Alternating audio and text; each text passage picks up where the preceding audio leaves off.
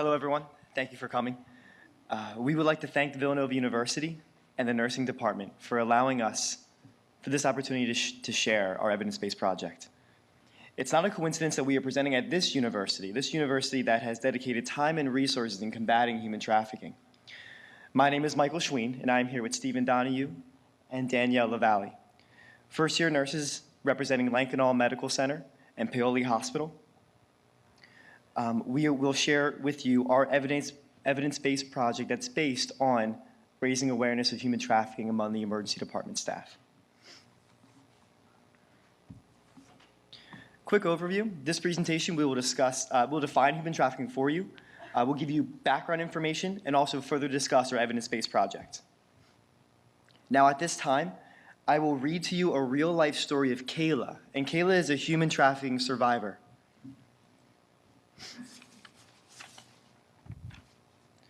When I turned 13, I had enough of the abuse in home. I ran away. I didn't know where to go, so I went to the center of town and stood by the town hall. A man saw me hanging around there, and he said that he was looking for a protege. I didn't know what that was, but it sounded fine to me. He said that I could stay at his house if I didn't have a place to stay. When we got to his house, he pulled out a bottle of gin, had me drink and drink. The next thing I remember is waking up drunk, in his bed, all wet and hurt. He took me out on the street, told me what to do. During that time, I saw 10 to 20 men a day. I did what he said because he got violent when I sassed him. I took all kinds of drugs, even though I didn't really like most of them. Over the years, I had pimps and customers who hit me, punched me, kicked me, beat me, slashed me with a razor. I had forced unprotected sex and got pregnant 3 times and had 2 abortions at a clinic. Afterward, I was back on the street again. I have so many scars all over my body, so many injuries, so many illnesses. I have hepatitis C, stomach pain, back pain, a lot of psychological issues. I tried to commit suicide several times.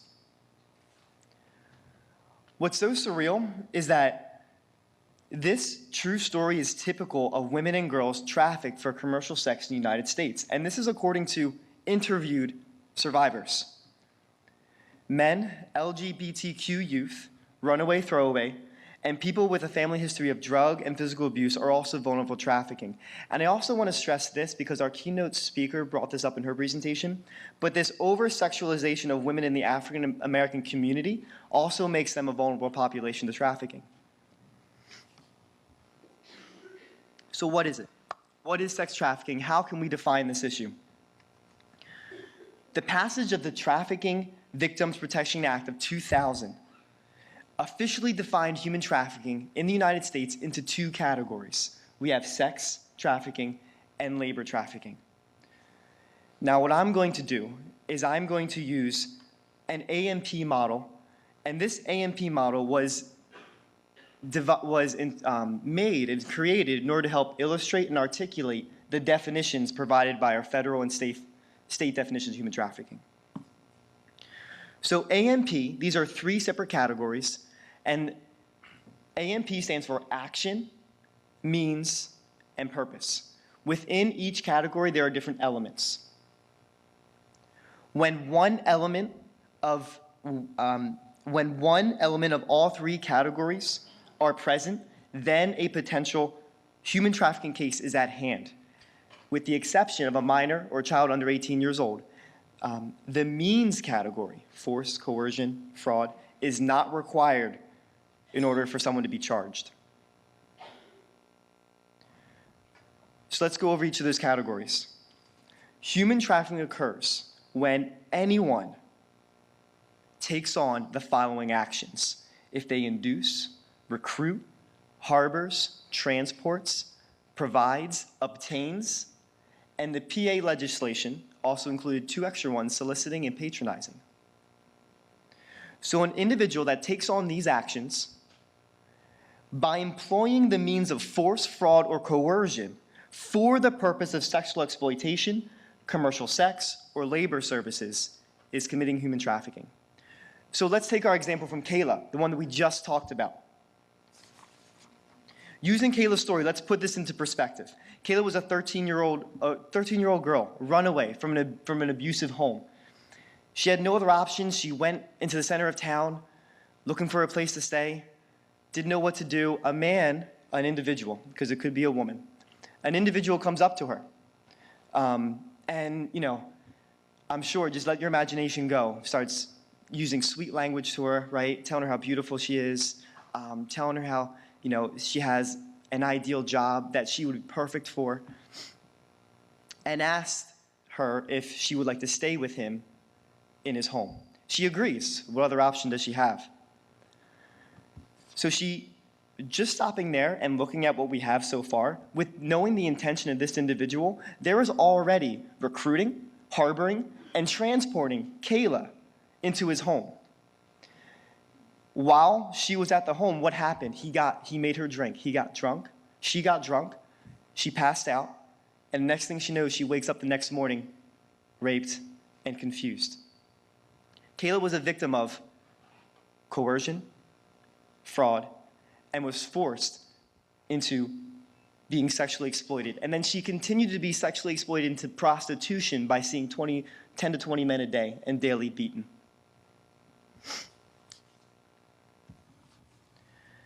Now, because this is an underground criminal organization, it is dynamic, it's ever-changing. Statistics are really hard to quantify. However, the International Labor Organization estimates there are 20.9 million trafficking victims worldwide, and this number could be more. 3 out of every 1,000 persons worldwide are forced into labor. The idea that human trafficking does not occur in developed countries is a myth. Stats show indicating the United States is the second most active trafficking industry in the world. And in the United States, 4 out of 5 confirmed trafficking victims are US citizens. So movies like Taking that give you this image that it happens over there, right? It doesn't happen here. It's a myth. It is happening here, and statistics show. Just in case it hasn't hit home yet, here are some examples of individuals and cases of human trafficking in the Montgomery area. Here's the first one is a Philadelphia man. He was arrested by Montgomery County authorities for operating a human trafficking ring in Montgomery County and the surrounding counties. And this is important. The detective alleged that the man preyed upon women who were vulnerable to substance abuse and threatened to harm and kill them when they rebelled against him. The second, in October 2016, a national FBI-led initiative to combat underage human trafficking resulted in the arrest of 239 traffickers and associates, with 82 children being rescued. Within this nationwide sting operation, the Philadelphia division arrested 15 traffickers as part of the takedown. Now I'm going to bring it over to my colleague Danielle, and she's going to give you further information on this issue. Thank you, Mike. So as you can see on the map, the East Coast is highly popular for trafficking. Also, some on the West Coast, but the major cities in this area is what's providing for that to happen. Also, you have major airports, so you're able to bring people in and send them and put them wherever you need them to go. So next we'll get into our project and what we kind of did. Again, the format of how we will go over it. So our purpose, it was kind of to increase overall awareness of human trafficking amongst, emergency providers and within the unit itself, along with presenting education to these providers. So not only awareness, but now presenting education. So that led us to our question. In regards to emergency department staff, how does an educational module compared to no education affect the confidence in recognizing and treating possible human trafficking victims? A little bit of the background. There is no education currently within mainline health in regards to human trafficking, and little evidence concerning the effectiveness of training. So with that, it provides few opportunities for us to actually get the victims that come across us through the emergency department. Some review of our literature showed that before training, 4.8 of the participants felt confident in the ability to recognize a victim. After the training, about 53.8% felt more confident in the ability to recognize a case that may be in front of them. Also, With the knowledge, 7.2% rated themselves as knowledgeable prior to the education. After the training, 59% rated that they now felt that they had some knowledge in human trafficking. Steve? All right. I'm sorry, I've got a bit of a cold, so hopefully this is okay. So I get to talk about the meat and potatoes of what we did here. One of the things I do want to highlight is, first off, one of the reasons why we did this project in the first place is I've been to state parks, federal parks, and you notice a lot of times if you go into restrooms or also in rest stops along highways or turnpikes, you will notice that there's signs in bathrooms for our national hotline phone numbers for human trafficking. So one of the first things we noticed is that we didn't have that at Mainline Health. So that's kind of how this started to snowball. So that was part of our project, and also, creating a module to help educate the nurses. So very early on in this project, we discussed how we wanted to train nurses. A lot of times in the emergency department, and probably in a lot of other departments, what they do is education on the go. And I know a lot of students are here, and you'll see soon, you're basically in the middle of your workday, very busy, and somebody will come to you with a topic and try to educate you on it. As you suspect, your mind is doing 20 other things, and basically you just kind of want to get that over with and sign your name and move on to the rest of your day. So what we tried to do is develop some way to give people the education outside of the hospital. So basically, we created a computer-based training module that was designed and made available to the emergency department personnel at Paoli and Lankenau. I'll go over more, but this included a pre-survey, the training itself, and then a post-survey. Staff were made aware of the website during staff huddles, and were instructed to complete the computer-based training at their convenience. One other statistic I wanted to talk about is there was also research that showed that over half of, they interviewed survivors after the fact, and they found that over half of survivors at some point had passed through the hospital system during their captivity. That number is actually specific to the emergency department. So there's definitely a need, and when you look at the statistics and everything we talked about, to actually train people to try to try to catch these patients. So this is the website we developed, and you're welcome to go to it. It's called htemergency.com. HT is human trafficking. htemergency.com. You can do it on your mobile phone, but it probably doesn't look as good. So basically, 4 steps, a pre-test, which is really more of a pre-survey. We got some background information about where the people worked, what they did. About 65% of the people that participated were nurses, but we really tried to get registration, providers, residents, whoever would do it for us. The second step was education. It included a PowerPoint presentation, a lot of background information that we discussed here, but also red flags, which are things to look for these patients, physical, psychological signs, and then also, if you did actually find one of these people, what would you actually do? And we created a guideline for care for them, and we'll talk about that as well. The third step we had was case studies. We gave 2 real-life case studies for you to walk through and kind of see what the experience is for one of these patients who might show up in the emergency department. And the last part was the post-survey, just to see how the education worked. So in addition to the module, well, we might skip through this. In addition to the educational module, general guideline for identification and treatment was provided, and I'll talk about that on the next one. Phone numbers, the big part is providing phone numbers for the human trafficking hotline in the bathrooms. We're working with the other 2 hospitals, Mainline, to do this there as well. And we also provided discrete take-home materials if patients were of age but they didn't want help, much like a domestic abuse situation. We could give them something that they could discreetly keep on their person and call the hotline later. So this is a quick, this is a sheet that we provided in the emergency department, double-sided, and now it's provided in triage and in other areas. The left side is questions you could ask if you forget specific questions you want to ask, red flags to look for, and physical signs. The right is actually the assessment guideline.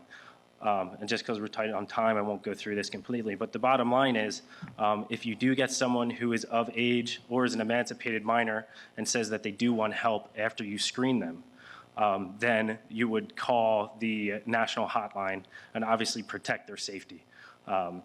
If they don't want help, you would provide them with that information that we talked about before.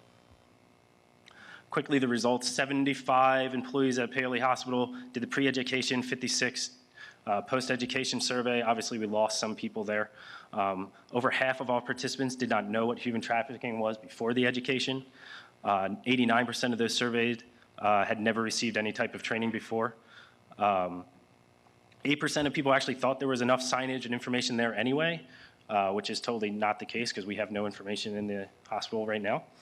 The big two ones is how confident are you in identifying a human trafficking victim and how confident are you in treating a human trafficking victim before the education. We said a 0 to 10 scale, 10 being very confident, 0 being not confident. It increased from 4 to 7 and from 4 to 8, so we saw some large increases. Also, 96% of those surveys found this educational module useful. And as opposed to the 50% when we started, 93% of participants stated that they have a comprehensive understanding of human trafficking is after we did the education. Yes, we're running out of time, I see. Trained staff are now more likely, for nursing implications, we'll work quick. Trained staff are more likely to identify, approach, and address the unique needs of trafficking victims. Again, we have that general guideline for care, double-sided, in the emergency department now for people to use if they need it. We're providing signage within the emergency department for possible victims. You know, even if we don't figure out that they're a victim, at least if they go into one of our bathrooms and they see the phone number, they could contact the hotline themselves. And then again, the website is still available if one of our nurses can't remember what they're supposed to do, they can always go back to the website. And obviously, they could ask us as well. But I'm going to pass off to Mike to finish off. All right, guys, just to go over our next steps, right? Because we have all this great information. What do we do now, right? The goal is to implement a standard guideline for identification and treatment of victims across mainline hospitals, right? This includes the Bryn Mawr, Paoli, Lankenau, and Riddle. We also plan on creating a health stream training module for human trafficking for our education system. This will be a CBT, required CBT for the healthcare individuals and professionals to take. During this time, we've also received some third-party recognition from Sigma Theta Tau to possibly going international with this and bringing this to a more international audience. Real important, though, we want to share this module with all MLH emergency departments and provide signage with the hotline in all bathrooms that Steve alluded to earlier. But more importantly, we also learn through our senses, right? Touch, feel, taste, smell. And so a computer-based training is great, but in order to deepen learning, we actually want to incorporate more of a hands-on training that would be required for our healthcare staff to go through. And so we are currently partnering with Bryn Mawr right now, and they're actually doing this with an in-her-shoes experience for training emergency department staff. And of course, we want to share this learning module with additional healthcare facilities and further address the needs of human trafficking in our community. So if you haven't already, everyone take out your phone, put this number in your contact information, 1-888-3737-888. Can't go wrong. This is the National Trafficking Hotline. It answers calls from anywhere in the United States, 24 hours a day, 7 days a week. It's available in more than 200 different languages. So definitely keep this in your phone and use it if you do see a potential case of human trafficking. Real important, open this time up for discussions, but all of us went across this quote, people were created to be loved, things were created to be used. The reason why the world is in chaos is because things are being loved and people are being used. And isn't that at the heart of human trafficking? So thank you so much.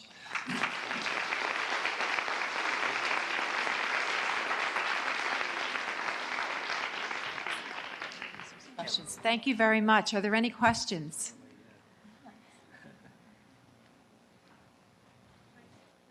Oh, yes. I just want to make a comment because I had a chance to work with them when they were working on this project a little bit. And I just have to say they're being quite modest that their nurse residency project, their EBP project, has received national attention. So I give you kudos. It's a great example to the nursing students in this class as to what can really be accomplished.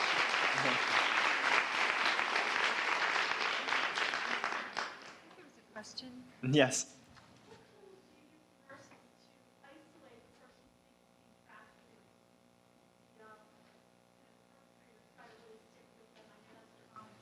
Yeah, very good. The biggest thing is Oh, yes, ma'am. So the question was proposed, what kind of information or resources do you give the nurses or anyone doing the assessment? What research do you give them so that they can, further their care while they're in the hospital? And so for the flow sheet during the outline, first we have to treat their medical needs. That's number one. But if you do suspect human trafficking, the idea is to let the healthcare team aware, right? And then there will be someone who would be like the point person or someone who would take that screening tool that we used, and when they're in a safe place and away from the trafficker or the John, at that point you would further assess and use the screening tools and see if this is a trafficking case or not. If they want help, the biggest thing is to just say, listen, I know someone or a colleague that's been through a similar situation, right? And I can give you help. Would you like to speak with someone? And at that point, you would call the hotline. And especially if there's an interpreter. What if there's an interpreter? They don't speak the language, right? You would want to make them aware before going into the room. And I would note that it is also general protocol, especially in the emergency department. When you triage at the beginning step, you're supposed to do that in a somewhat separate situation as well, so that the patient feels like they can tell you how they feel honestly. But yeah, we provide no specific skills on how to separate them. I think we've all kind of been through that situation before, though, in a way, on how you have to find a way to separate, whether it's for domestic violence or whatever the issue is. So, no. In a way, no, but the protocol does, or the guideline does tell you to make sure that you do get them by themselves. So. I would also like to commend you. I've been an emergency department nurse for about 35 years, and your project is an exemplar for any practicing nurse, not even new to practice. And I would recommend that you take this to the Emergency Nurses Association and present it at our state and local conferences, absolutely, and national. This is one of, by far, the emerging topic. Thank and you. if you follow the Emergency Nurses Association, they have a daily huddle newspaper that's sent out by email, and almost every day there's an issue recorded where a woman, generally woman, is being trafficked and presents to the emergency department for a gynecological issue because it's a personal, confidential issue where they're out of work. And so they go to seek help, and they often pass notes to emergency nurses. There was just one on Monday where a note was passed to an emergency department nurse, I need help, can we go somewhere and talk privately? So very pertinent topic, and I thank you for presenting today. Really great. No, thank you for that information. That's awesome. Yeah. Just one more comment.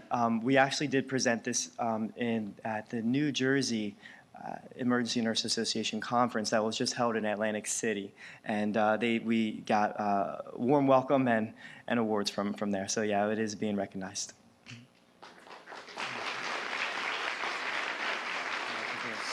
I think there is a question over here. Yes. So in your case that you gave, she had, the girl had 2 abortions. So it's obviously not only in an emergency department, but also at clinics, outpatient offices, urgent care centers. So I don't know if you found that in the literature, but that seems like something else that if they are finding in the literature, another place to branch out. It's not just emergency departments, although they are very important. It's obviously clinics and outpatient offices and now urgent centers, because they're everywhere now. Yeah, absolutely. Steve made a comment earlier about the literature, right? So there was a study done in the Annals of Health Law in Chicago, and this is a very, very well-known study. They took actually trafficked survivors and interviewed them, and in that interview they said 87% of them received medical care. Of that 87%, 63 said they were seen in an ED clinic, and it also tells you the percentage of where else they got medical care. But you're absolutely right. They are getting care because they're a commodity, and their John or their trafficker need them to keep seeing people so they can get money. So the idea is, yes, to branch it out to all those different forms of healthcare in order to help this vulnerable population. I think we focused just because, as all emergency nursing personnel, as part of this project, we focused on where we were. But with Sigma Theta Tau contacting us potentially to make this a module for them, one of the first things she said was she wants to make it for all hospital personnel. So we don't know if we're going to go with them. We don't know what we're doing, but if anyone has any legal expertise or something. But yeah, there's definitely other places it should be used. There was that big story recently about a flight attendant. And it's interesting how flight attendants had received this training, and yet we don't. So, because I feel like, obviously they're being transported, but I feel like the hospital is people probably end up there more than on an airplane. So it definitely needs to be spread out to more people. So.